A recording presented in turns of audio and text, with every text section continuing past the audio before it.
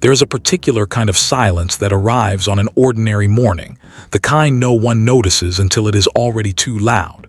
For the people who loved Shannon, that silence came on a Monday in August. She was the woman who texted back within minutes, who answered every call, who narrated her whole life out loud to anyone who would listen.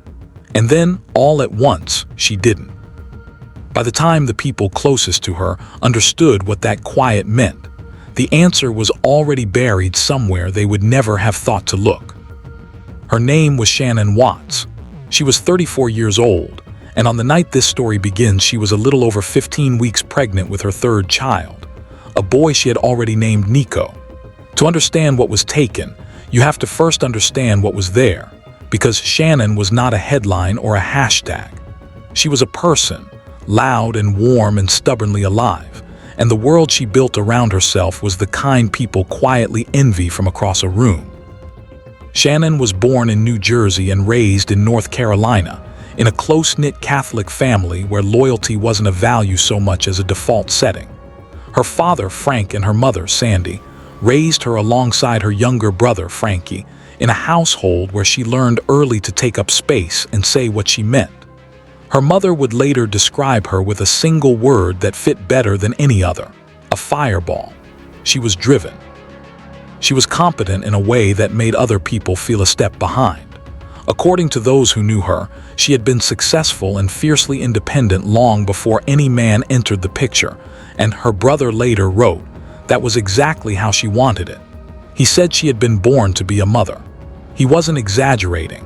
Friends recalled that she had closets stocked with baby clothes before she even knew she was pregnant. She simply couldn't wait. But Shannon's life was not the frictionless dream her social media suggested.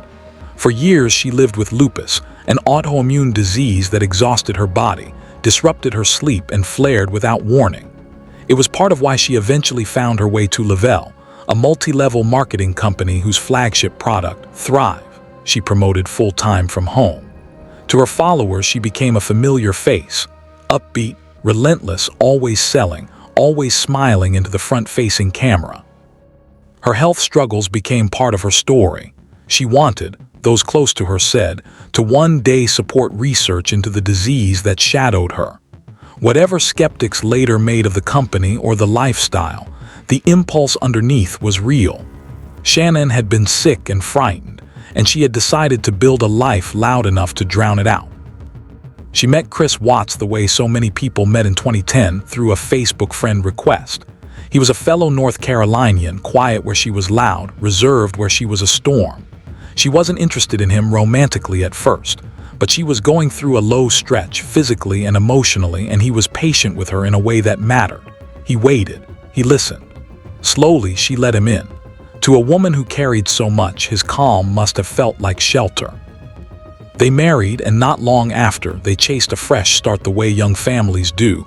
They moved west to Colorado, to a 5-bedroom house at 2825 Saratoga Trail in the quiet bedroom community of Frederick, about 30 miles north of Denver. They bought it in 2013. It was meant to be the beginning of everything. Then came the daughters. Bella arrived, and then Celeste, CC, as everyone called her. By the summer of 2018, they were 4 and 3, two small girls with their mother's brightness and none of her wariness. Those who knew them remembered them the way you remember the best parts of a childhood you didn't have. Full of life, full of joy, the kind of children who lit up the people around them simply by existing. Shannon documented all of it. The dance parties in the kitchen, the matching outfits, the bedtime negotiations. If you scrolled her feed, you saw a marriage that worked and a family that adored one another, and most days that was true enough. But the house on Saratoga Trail held strain the camera never caught. The Wattses had filed for bankruptcy in 2015, and the financial pressure never fully lifted. It sat in the corners of the marriage like a draft. And by that summer, Shannon had begun to sense something colder than money trouble. She told friends that Chris had changed. He had grown distant, more withdrawn than usual. He had recently lost a noticeable amount of weight. The man who had once been her shelter was, somehow, slipping out of reach. She had spent roughly 6 weeks in North Carolina with the girls, visiting her family, while Chris stayed behind in Colorado for work. From a distance, the cracks widened. She told a friend that Chris had changed, that he had said he didn't want another baby.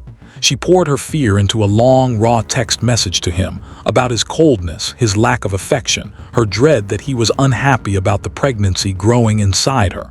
His replies came back vague, evasive, careful. Pressed about the state of their marriage, he answered around the edges and never through the center. Shannon was, by every account, trying. One friend later said it plainly: she wasn't herself that summer. She was working hard to hold it together, but her mind and her heart were tangled up in what was happening at home. A pregnant woman with a chronic illness, 2 small children, a struggling marriage, and a husband who would no longer meet her eyes. She carried all of it the way she carried everything, out loud and forward, refusing to stop moving. In that state, she still flew to Scottsdale, Arizona for a Lavelle work training event. She was building, always building. She had a routine that her closest people could set a clock by, a morning text to her friend and colleague Nicole, every single day, without fail. It was such a constant that the absence of it would one day function like an alarm. In the early hours of Monday, August 13, 2018, that trip ended. Shannon landed back in Colorado and was driven home by Nicole, arriving at the house on Saratoga Trail at roughly 2 o'clock in the morning. She was exhausted, 15 weeks pregnant, worried about her marriage but not perhaps without hope. A woman walking back into her own home in the dark, expecting to wake up to her daughters and another ordinary day. She would not send her morning text, and the silence that followed would become the loudest sound her family had ever heard. The most frightening thing about Christopher Lee Watts is how little there is to find. True crime trains us to expect a monster with a backstory, a childhood of abuse, a trail of cruelty, a history that in hindsight explains everything. Chris Watts offers almost none of that. There is no documented record of violence in his past, no criminal history, no psychiatric diagnosis on file, no known pattern of rage, no neighbor with a chilling story they'd been waiting years to tell. He was, by nearly every account, unremarkable, and that ordinariness is precisely what makes this story so hard to look away from. He was 33 years old, a North Carolina native like the woman he married. Those who knew him described a man who was quiet, reserved, emotionally muted, the still surface to Shannon's storm. On paper, he had built exactly the life he was supposed to want. He had a wife who adored him out loud to tens of thousands of followers. He had 2 little girls who called him daddy. He had a 3rd child on the way, a son. He had the 5-bedroom house in Frederick and a stable job as an operator at Anadarko Petroleum. From the outside, Christopher Watts seemed to have everything. That is not a detail to skip past. It is the whole shape of the tragedy. But a quiet man is not always a content one, and somewhere beneath that flat, agreeable surface, something had begun to shift. By the summer of 2018, the people closest to Shannon noticed the changes in him before she could fully name them. He had grown more distant, more withdrawn than his usual reserved self. He had dropped a significant amount of weight. The shelter Shannon once found in him was hardening into a wall. The reason had a name. While Shannon was away for those long weeks in North Carolina, Chris struck up a relationship with a coworker at Anadarko, a woman named Nicole Kessinger, then 30. By his own later account, it began almost incidentally. He brought a malfunctioning gas meter to her to be fixed, and they kept running into each other around the office. When he was promoted from a roving position to field coordinator, he spent more time indoors, and the chance encounters multiplied. He told investigators he initially thought it was just flirting, that he didn't believe it would actually become anything. By the 4th meeting, he mentioned that we had moved to Colorado from North Carolina. She asked what he meant by we. He pulled out his phone and showed her photos of Bella and Celeste. He kept seeing her anyway. What he framed at first as harmless drifted, in his words, to a different level. They began meeting outside of work, a park in Thornton, and then more. They went to a car museum in Boulder, which he enjoyed. They went to a drag race at Bandamere Speedway, which he said reminded him of his childhood. They went camping at Great Sand Dunes National Park, something he had never done but had always wanted to.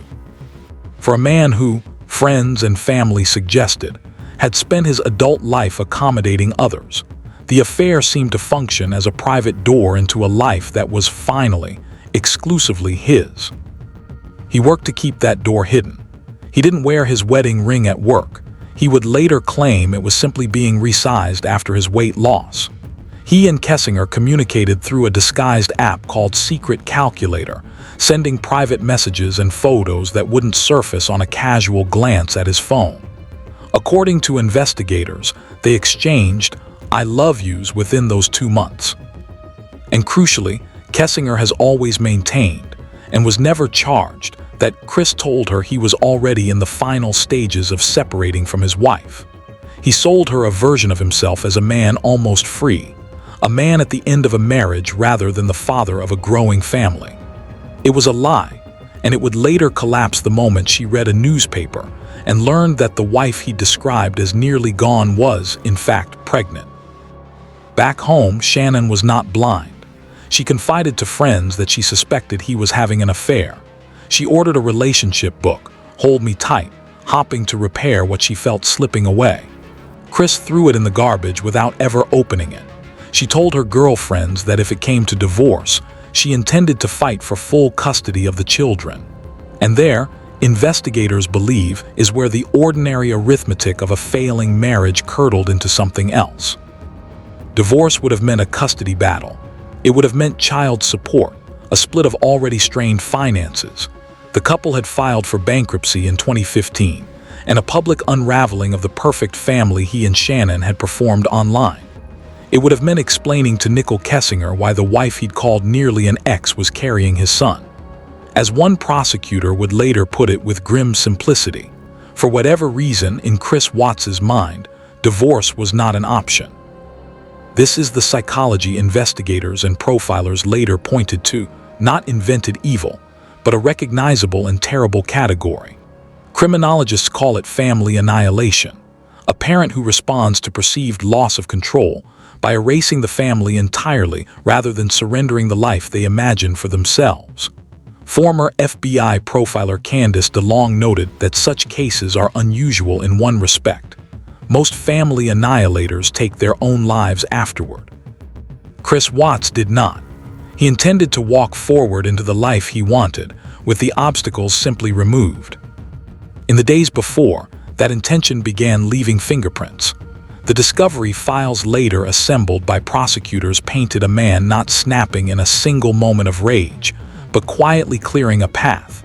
On the very morning the murders are believed to have occurred, records show he called his daughter's school, Primrose, to tell an administrator the girls would no longer be attending.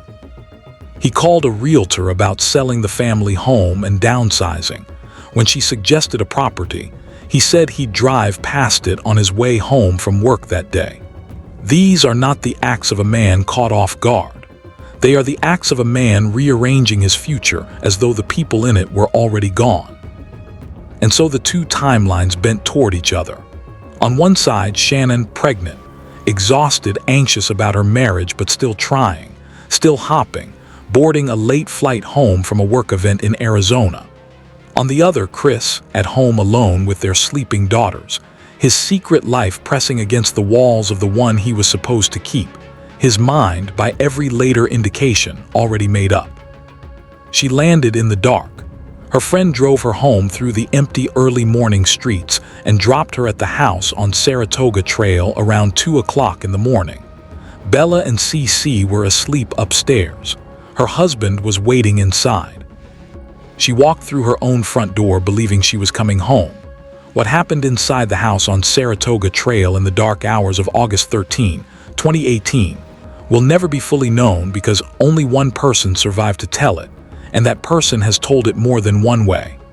But the established account pieced together from Chris Watts's own later confession, the physical evidence, and the digital trail he left behind is sober, specific, and almost unbearable in its calm. Shannon came home around 2 in the morning. She was tired from the flight, 15 weeks pregnant and walking back into a marriage she already feared was failing. Sometime in those pre-dawn hours in the bedroom of their own home, Chris Watts strangled her. There was no weapon, no struggle that woke the neighborhood, no scream that carried into the street. He used his hands.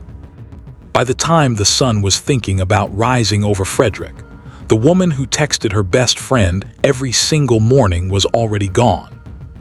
But the horror of that night did not end in the bedroom, and this is the part that has haunted everyone who has ever followed the case. Upstairs, Bella and Celeste were still asleep, 4 and 3 years old, unaware that their mother was dead and their father had decided their futures were over too. Rather than stop, Chris loaded his truck. A neighbor's security camera mounted across the street quietly recorded him in the early morning, backing his pickup into the garage, moving in the dark. Then he drove some 40 miles east to a remote Anadarko oil site near Roggen where he worked, the kind of empty industrial expanse where a man could be alone with what he was about to do. He took his daughters with him. They were alive. According to his confession, the girls were awake for the drive. When he pulled their mother's body from the truck, one of them asked what he was doing to Mommy. What followed, he admitted, was deliberate. He smothered Celeste CC while Bella watched from beside her. He placed her small body inside a crude oil storage tank. Then he turned to Bella and did the same. Investigators would later recount that Bella's last words, as he described them, were a plea to her own father. He buried Shannon in a shallow grave near the tanks. Then Christopher Watts went to work. It is important to slow down here, not to dwell on the violence, but to honor the truth of what was lost. These were not abstractions. Bella loved being a big sister. CC was 3. Shannon had a son named Nico she would never hold. Whatever pressures Chris Watts told himself he was escaping, this is what he chose instead. The methodical erasure of his entire family by the one person on earth they trusted most. No motive, examined honestly, survives contact with that fact. There is no version of it that makes sense. There is only what he did. And then came the performance. Because the most chilling stretch of this story is not the night of the murders. It is the day after, when Chris Watts moved through the world as though nothing had happened. That same morning, with his family already dead, he made phone calls. He rang the girls' daycare, Primrose, to inform an administrator that Bella and Celeste would no longer be attending. He called a realtor about selling the family home and downsizing, telling her he might drive by a listing on his way back from work. He was, by all appearances, simply managing logistics, clearing the calendar of a life he had ended hours earlier. The unraveling began, as it so often does, with a friend who knew the rhythms of a life better than its keeper expected. Shannon always texted her friend and colleague Nicole Atkinson every morning like clockwork. That morning, nothing came. Calls went unanswered. When Shannon missed a scheduled doctor's appointment, unthinkable for an expectant mother who had fought through lupus to carry this pregnancy, and then a business meeting, the worry hardened into dread. Around midday, Nicole drove to the house on Saratoga Trail. She knew the door code, but when she tried the door, she found the inside chain latch pulled across, blocking entry from within. She began calling Chris at work, and then she called the police. A Frederick officer arrived in the early afternoon for a welfare check.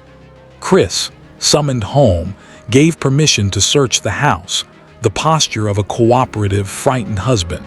But the house told a different story than he did. The family dog was there, unharmed. Shannon's purse was inside, holding her keys and her medication. Her cell phone was wedged between the couch cushions. Her car sat in the garage with the girls' car seats still buckled in. And on the bedside table, the officer found Shannon's wedding ring. A pregnant woman does not vanish on foot in the heat of a Colorado August, leaving behind her phone, her keys, her medication, her car, her children's car seats, and her wedding ring. Every object in that house was a small, silent contradiction of the story Chris Watts was about to tell the world. Tell it he did. As the search for his family began and the FBI and the Colorado Bureau of Investigation joined the case, Chris stepped in front of television cameras outside his own home. To local stations, he played the role of the desperate husband and father, his voice soft, his words rehearsed in their tenderness. He spoke of his children as his life, said their smiles lit up his world, pleaded into the lens for his wife and daughters to come home. Watching it now, knowing what he knew as he said it, the footage is almost physically difficult to sit through. It is the face of an ordinary man, asking a community to grieve a tragedy he had personally authored. For a brief window, much of the public believed him. The story spread the way these stories do: a pregnant mother and two little girls, gone without a trace from a quiet suburb, a husband begging for their return. Frederick is not a place where this happens. Neighbors organized, strangers prayed. The machinery of a missing persons case roared to life around a man who already knew exactly where the bodies were because he had put them there. But investigators are not television audiences. They had walked through that house. They had cataloged the ring, the purse, the phone, the abandoned car seats. They had begun pulling at the threads of Chris Watts's life, his finances, his phone, his movements, and they had noticed how steady he was, how oddly composed for a man whose family had supposedly evaporated. And somewhere in the neighborhood, on a small camera mounted to a house across the street, there was a recording that no rehearsed plea could explain away. A grainy clip of Chris Watts, in the dead of night, loading his truck. He had told the cameras he had no idea where his family had gone. The footage was about to prove he was the last person who saw them alive, and the only one who knew where they were. The case against Christopher Watts did not crack open with a single dramatic breakthrough.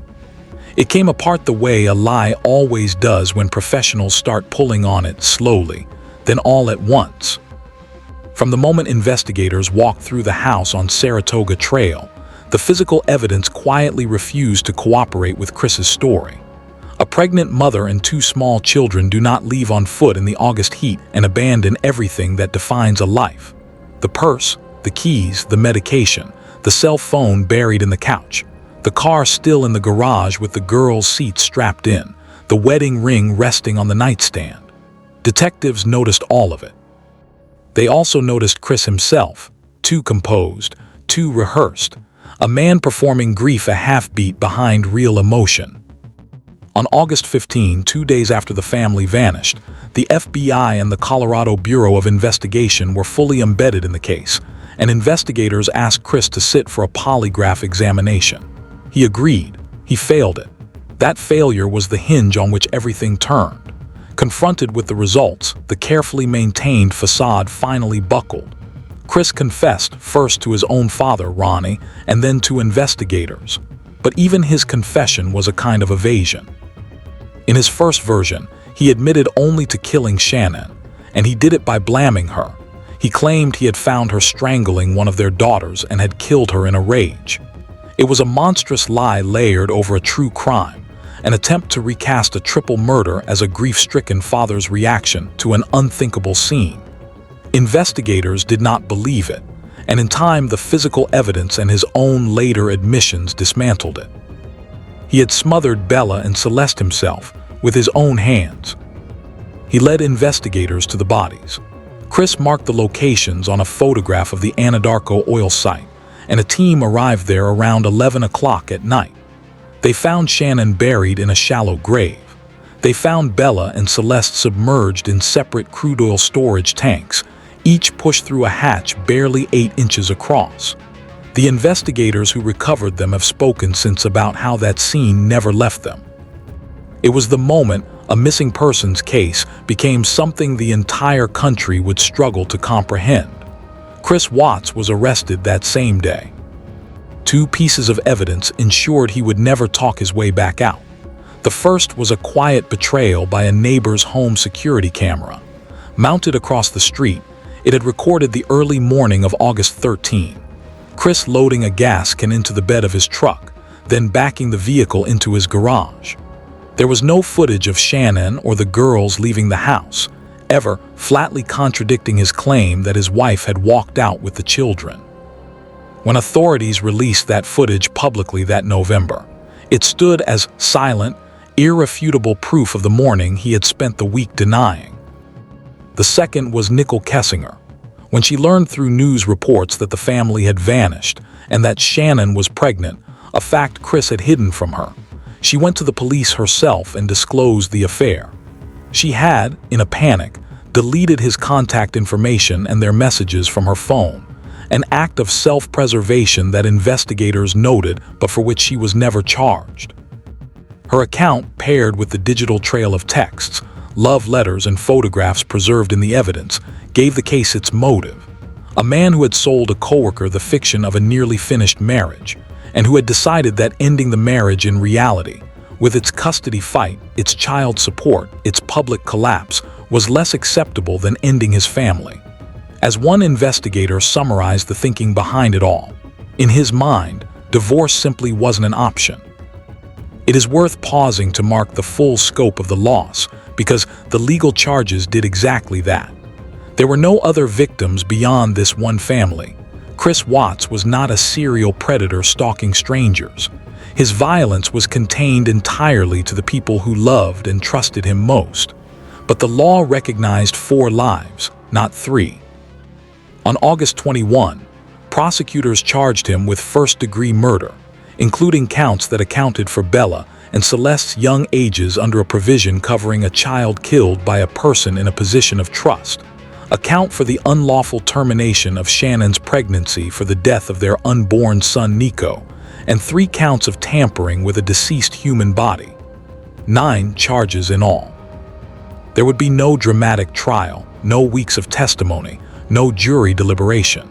On November 6, 2018, Chris Watts pleaded guilty to all 9 counts. The plea was the product of an agreement. Prosecutors took the death penalty off the table, but only after seeking and receiving the approval of Shannon's own family. The Arzusecs did not want another death. It was a decision of staggering grace from people with every reason to want vengeance. The reckoning came at sentencing on November 19 in a Weld County courtroom. Chris Watts sat shackled at the waist in an orange jumpsuit and for most of the proceeding barely lifted his eyes. He did not speak. Around him, the people whose world he had destroyed finally got to face him. Shannon's father, Frank Arzusek, looked at his son-in-law and called him a heartless monster. "I trusted you to take care of them, not kill them," he said, and later, his voice breaking the room open, "Prison is too good for you, and it's hard for me to say, but may God have mercy on your soul." Shannon's mother, Sandy, chose a different and harder road. "I didn't want death for you because that's not my right," she told him. "Your life is between you and God, and I pray He has mercy for you." Even Chris's own mother, Cindy, addressing her son through the wreckage, told him the family forgave him while acknowledging that their lives had been irreparably broken by the needless deaths of Shannon, Bella, CC, and Nico. Something, she said, they would never get over. The judge, Marcelo Kopkow, had presided over thousands of cases. He told the courtroom that the manner in which the bodies had been disposed of made this perhaps the most inhumane and vicious crime he had ever handled. Then he handed down a sentence designed to ensure Christopher Watts would die in prison.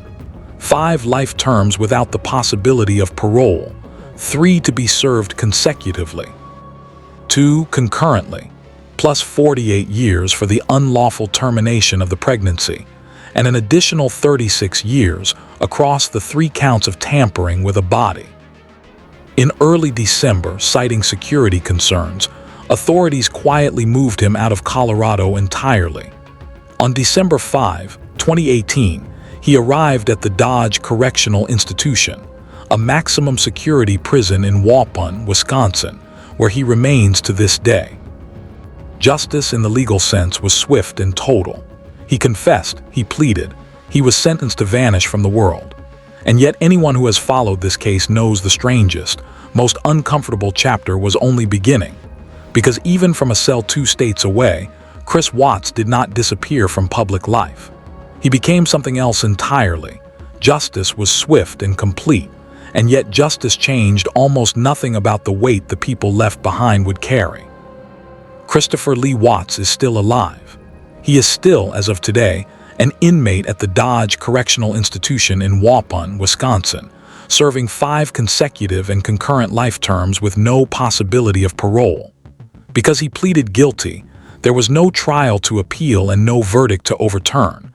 The legal door closed in November 2018 and has stayed shut. He will die in that prison. In a civil reckoning that followed the criminal one, he agreed to a wrongful death judgment of more than $6 million owed to Shannon's family, a number that means nothing as money and everything as a final, formal admission of what he took. What he became in confinement is its own unsettling footnote.